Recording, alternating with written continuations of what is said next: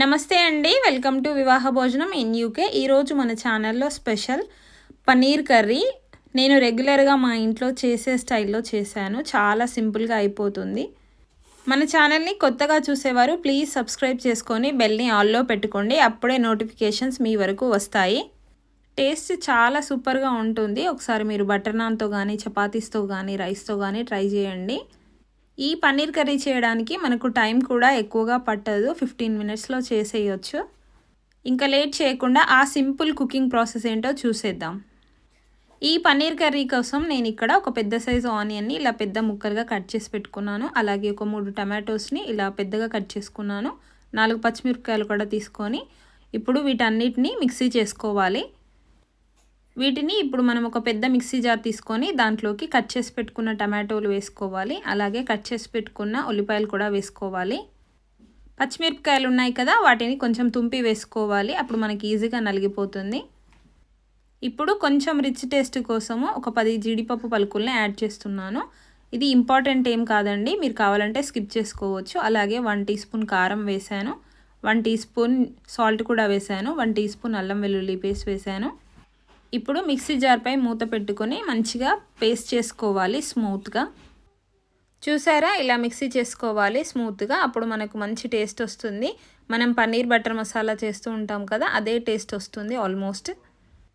ఇప్పుడు మిక్సీ జార్ని పక్కన పెట్టుకొని పన్నీర్ని తీసుకోవాలి. నేను ఇక్కడ 220 గ్రామ్స్ పన్నీర్ తీసుకున్నాను. ఈ పన్నీర్ని మీరు ఏ బ్రాండ్ అయినా తీసుకోవచ్చు. మాకు పన్నీర్ ఇక్కడ ఇలాగే దొరుకుతుంది. ఈ పన్నీర్కి 200 రూపీస్, 1.9 పౌండ్స్. చూసారు కదా, ఈ పన్నీర్ని మంచిగా క్యూబ్స్ లాగా కట్ చేసుకోవాలి. ఇలా వీడియోలో చూపిస్తున్నట్టుగా. సైజ్ అనేది మీ ఇష్టం, ఎంతైనా కట్ చేసుకోవచ్చు. అన్నీ ఒకే సైజులో కట్ చేసుకుంటే మనకి చూడడానికి బాగుంటుంది. ఇప్పుడు స్టవ్ పై ఒక ప్యాన్ని పెట్టుకొని దాంట్లోకి ఒక 3 టేబుల్ స్పూన్ల ఆయిల్ వేసుకోవాలి. ఆయిల్ కొంచెం వేడైన తర్వాత మనం కట్ చేసి పెట్టుకున్న పన్నీర్ క్యూబ్స్ అన్నీ ఇందులో వేసుకొని లో ఫ్లేమ్లో మంచిగా ఫ్రై చేసుకోవాలి పన్నీర్ని. ఇలా కలుపుతూ వేయించుకుంటే మనకు అన్ని వైపులా ఈవెన్గా వేగుతాయి పన్నీర్ క్యూబ్స్.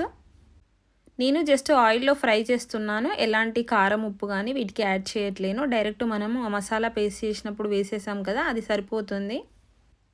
ఒక 2-3 నిమిషాలు మనం వేయించుకుంటే ఇవి అన్నీ బాగా వేగిపోతాయి అన్ని వైపులా.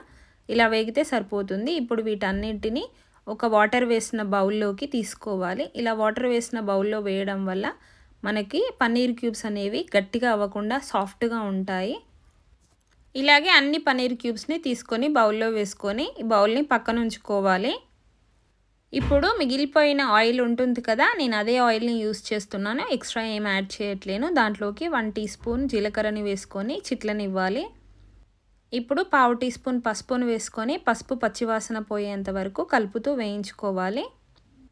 మీరు కావాలంటే ఇంకో 2 టేబుల్ స్పూన్ల ఆయిల్ని యాడ్ చేసుకోవచ్చు. నాకు అది సరిపోతుందనిపించింది.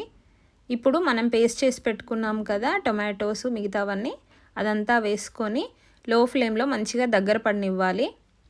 ఈ టొమాటో పేస్ట్ని వేయగానే హై ఫ్లేమ్లో పెడితే బాగా చిందుతుంది. అందుకని కొంచెం సేపు లో ఫ్లేమ్లో పెట్టుకొని ఇలా కలుపుతూ దగ్గర పడనివ్వాలి పేస్ట్ అంతా.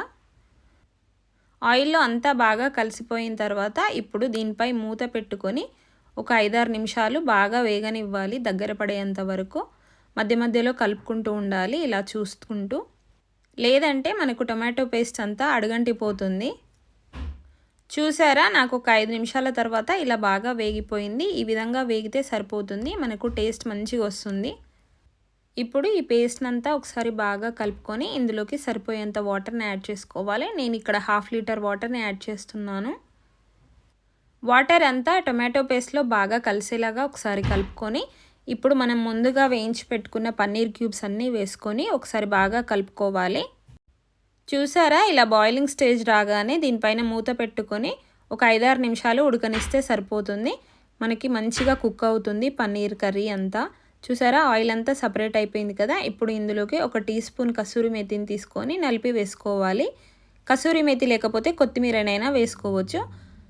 అలాగే ఇందులోకి 1/2 టీ స్పూన్ గరం మసాలాని యాడ్ చేసుకోవాలి. మనం ముందు మసాలాలు ఏమీ యాడ్ చేయలేదు కదా.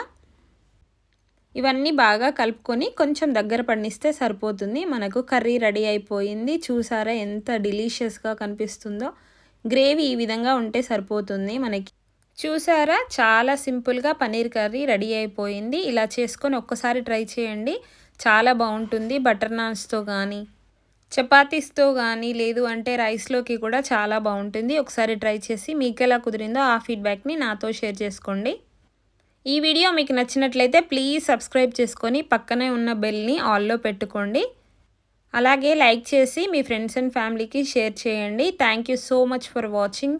See you in next video.